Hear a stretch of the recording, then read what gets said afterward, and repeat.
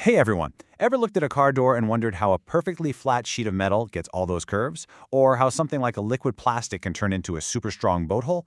Well, today we're going to break down the core engineering processes that make all that possible. Shaping, forming, and manipulation. Let's get right into it. So, here's our game plan. We'll kick things off by getting our heads around the two big concepts, shaping versus forming. Then we'll look at the hands-on stuff, like bending and folding, before we scale things up to see how it's done in a factory with massive presses. We'll also dive into the really cool world of composite layup. And then, of course, we'll wrap it all up with a quick-fire recap to make sure it all sticks.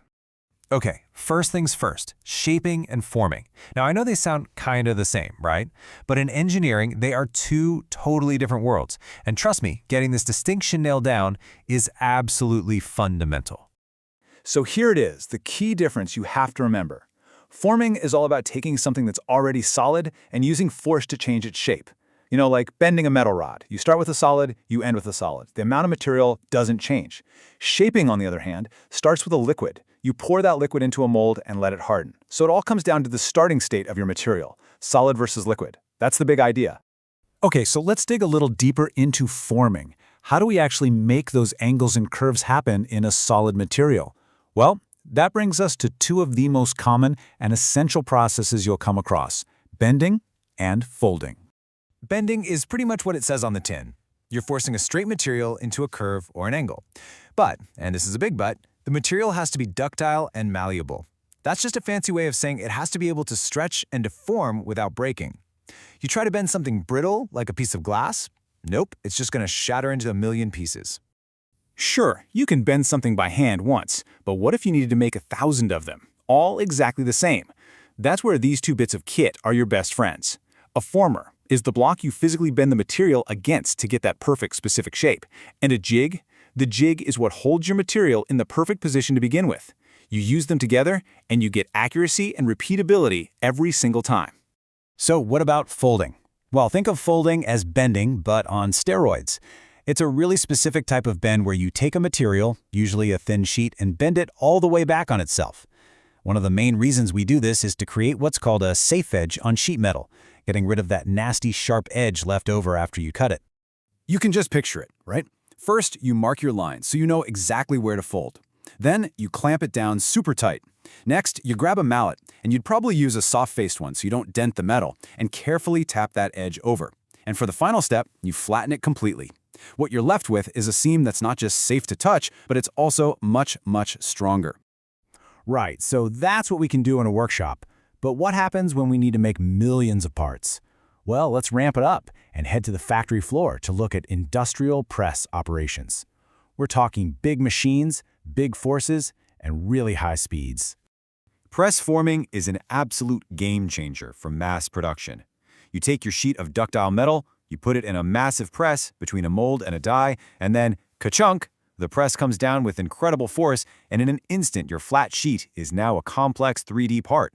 Those car body panels we talked about, this is exactly how they're made. That's perfect for shaping a whole panel. But what if you need to cut a precise shape out of that panel? This is where two other press operations come in. Now, these two get mixed up all the time, but they're basically mirror images of each other. Okay, listen up because this one's a classic exam question. With punching, the whole point is to create a hole. The little piece that gets pushed out, that's scrap, you throw it away. Think of a paper hole punch. But with stamping, it's the total opposite. The piece that gets pushed out is the part you actually want to keep. The sheet around it is the scrap. So just ask yourself, am I keeping the sheet or the bit I pushed out? That's the difference. Now, before we switch gears from forming over to shaping, we need to introduce a key player, the mold. It's basically a hollow container that you use to give shape to a material. Simple, right? But they come in two flavors, a male mold, which is like a solid shape you form something over, and a female mold, which is a cavity that you pour something into. And this difference is going to be super important for our next topic. All right, time to jump into our second main category, shaping. And remember, with shaping, we always start with a liquid. We're going to look at a process called composite layup, which is a fantastic way to build incredibly strong but lightweight parts, often by hand. A brilliant example of this is GRP, or glass reinforced plastic. Think of it like a recipe. You have your reinforcement, these are super strong glass fibers, and you have your matrix, which is a liquid polymer resin. By themselves, they're okay, but when you combine them and let them harden, you create a brand new composite material that is just amazingly strong and light. Remember our male and female molds? Well, here's where it really matters. The surface of your part that is touching the mold is the one that's going to come out with a perfect, glossy, smooth finish. So if you're making something like a canoe, where the outside needs to be smooth to glide through the water, you'd use a female mold. If you're making an engine cover where the inside needs to be smooth, you might use a male mold. It's all about deciding which surface needs to look good. So here's how it all comes together.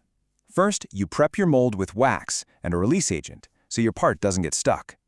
Then you paint on a special gel coat, which will become the shiny outer surface. After that, it's all about layering.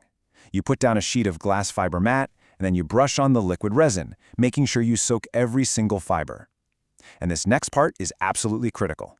You use a special roller to stipple the mat and push out every last air bubble. Trapped air is the enemy. Once that's done, you just let it cure or harden, and then you can pop your brand new part right out of the mold. Whoa, okay, that was a ton of information.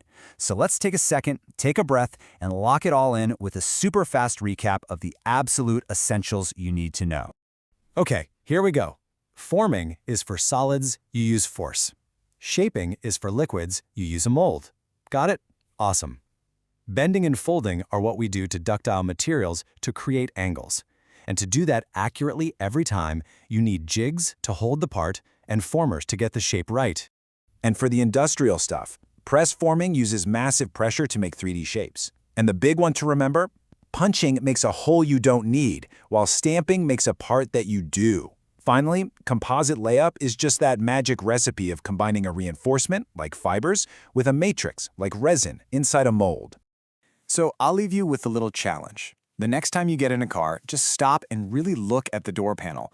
That big, sweeping 3D shape, that's press forming. See that folded seam along the edge? That's folding. And the holes for the door handle, the lock, the speakers, that's punching. You see, all these engineering processes are literally all around you. And now you know the secrets behind how they work. Great job today.